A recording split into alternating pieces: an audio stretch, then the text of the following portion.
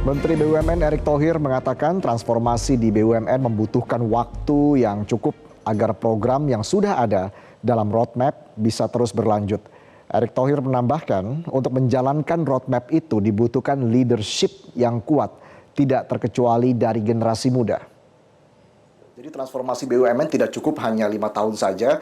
Blueprint-nya seperti apa Pak untuk 10 tahun ke depan? Kita bukan berarti saya sampai 2034 ya, saya nggak bicara. Tapi gini, kalau kita benchmarking dari yang kita pernah lakukan di China, lalu juga kita waktu itu benchmarking di negara Nordik seperti Swedia, Norwegia, ya ataupun ke Jerman, kita melihat memang perlu waktu yang signifikan. Kalau China itu kurang lebih 18 tahun. 18 tahun. Ya, artinya kalau kita ini kan baru 5 tahun, jangan dianggap selesai gitu. Ya, jadi perlu ada yang namanya contoh misalnya kayak Pelabuhan Benoa yang kemarin ini pertama kali kita punya cruise center besar ya yang bisa merapat kapal yang panjangnya lebih dari 300 meter itu yang penumpangnya 5.000 yang dulu di Bali itu tidak bisa merapat cruise itu ya kapal pesiar itu. Sekarang udah bisa 2 merapat. Tetapi kalau master plan-nya 4. Nah, seperti yang ada di London, seperti ada yang di New York. Nah, itu kan tahap berikutnya mesti ada. Nah, kalau tahap berikutnya itu ya baru selesai mungkin yang 2 sisanya 2027. Terus kemarin juga kereta cepat akan dilanjutkan sampai Surabaya. Berarti kan ada keberlanjutan. Makanya roadmap 2024-2034 itu banyak sekali yang memang harus continue dijalankan. Kita tidak mungkin membuat program itu setengah-setengah. Kalau kita lihat zaman Pak Harto sendiri ada yang namanya Repelita. Nah, ada rencana ini. Kan sama. Di zaman Pak Presiden Pak Jokowi juga ada periode 1, periode 2. Nanti dilanjutkan lagi oleh Pak Prabowo. Mungkin ada. Nah sama. Ya kami melihat siapapun pemimpin BUMN ke depan, ya tadi roadmap-nya sudah ada. Ya contoh misalnya. Tahun depan kita sudah ada nih dividen targetnya 85 triliun. Tahun ini 81 gitu. PMN tahun depan ada sekian triliun. Supaya jangan siapapun yang menggantikan saya masuk dalam kegelapan. Ya, akhirnya harus reinvent the wheel, ngulang.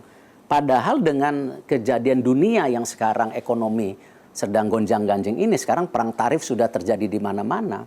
Ya kita nggak bisa slowing down, kita harus lebih cepat lagi. Karena sekarang kan yang membedakan negara besar dan negara yang tidak diperhitungkan kecil, itu akhirnya apa? Kecepatan.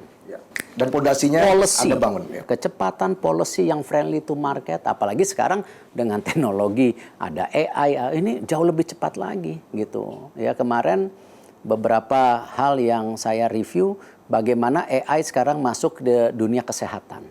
Yang tadinya studi kesehatan itu biasanya tiap 36 bulan ada sesuatu hal yang baru, dengan AI mungkin bisa sepertiganya. Nah hal-hal ini yang saya rasa kenapa jangan sampai kita terlena apa yang sudah bagus, seakan-akan itu kayak remote control akan terus bagus.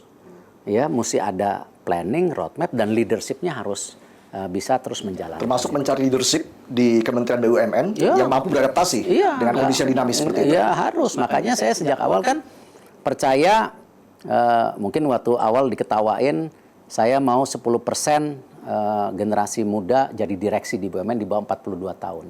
Nah ternyata sekarang banyak kok direksi muda BUMN dan mereka perform. Fajrin di Telkom perform. Ya kan? Nah jadi hal-hal seperti ini jangan sampai kita terkotomi bahwa generasi muda itu tidak bisa take a lead. Nah kita sudah buktikan. Karena kenapa? Tadi leadership itu mesti ada transisi. Nah itulah kenapa ya kalau kita sudah senior, kita harus membuka jalan dengan regenerasi berikutnya.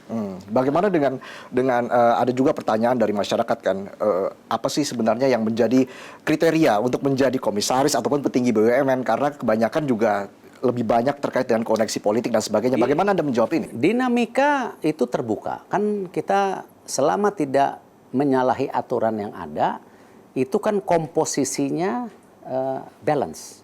Contoh, kadang-kadang kan orang melihat hanya perwakilan publik yang tadi. atau kelompok. Tetapi kadang-kadang tidak melihat, oh komutnya Bank Mandiri siapa ya? Pak Khatib Basri bekas Menkyu. Sekarang komisarisnya PLN siapa? Oh, Pak Agus Marto bekas Gubernur BI dan Menteri Keuangan. Nah, kadang-kadang terlupakan komposisi balance antara komisaris profesional, komisaris yang perwakilan dari kementerian, ataupun yang perwakilan masyarakat. Nah, perwakilan masyarakat ada dosen, ada dari partai politik, karena aturannya tidak menyalahi partai politik boleh asal dia tidak masuk ke dalam struktur. Ya, dinamika itu kita terbuka. Nah, yang tidak boleh terjebak ketika mereka masuk ke sebuah sistem yang kita bangun, mereka tidak ada tentu pengertian kepada corporate policy. Makanya kita juga menyiapkan yang namanya BUMN Forum Human Capital, di mana semua direksi BUMN dan komisaris BUMN harus ada training ulang. Jadi perwakilan masyarakat juga di training ulang, ada classroomnya. Jadi dia tahu do and don'ts-nya gitu. Nah, ini yang kita dorong, kenapa? Meningkatkan standarisasi. Dan penempatannya juga harus tepat sasaran. Harus tepat sasaran. Dan itu ya dinamika. Saya nggak bisa mendinai boleh dan tidak. Selama aturannya boleh, ya kita nggak menyalahi. Gitu. Baik. Pak Erik, faktor modal dan akuntabilitas BUMN juga menjadi faktor penting, Pak. Ini bagaimana Anda membenahi dua hal tersebut untuk perbaikan kinerja BUMN ke depan? Sejak awal saya mendorong yang namanya pencegahan itu melalui KPK. Ya. Karena ya kembali bagaimana misalnya laporan harta kekayaan pejabat BUMN yang tadinya hanya di holding sekarang ke anak cucu. Itu salah satu faktor yang namanya pencegahan. Ya, transparansi daripada data keuangan decision maker yang ada di BUMN. Tetapi ya kita melihat kerjasama kami dengan kejaksaan itu salah satu yang kita pilih waktu itu. Tidak hanya menangkap oknum, tapi ingin memperbaiki proses yang terjadi supaya lebih baik. Contoh misalnya kasus Garuda. Kita nggak hanya menangkap, ya, tetapi kan bagaimana Garuda ini bisa diselamatkan dan bisa recovery. Ya, tahun 2023 Garuda itu sekarang net profitnya 4,1 triliun. Yang dulu, ya, karena kasus korupsi. Termasuk kebijakan bersih-bersih BUMN ini.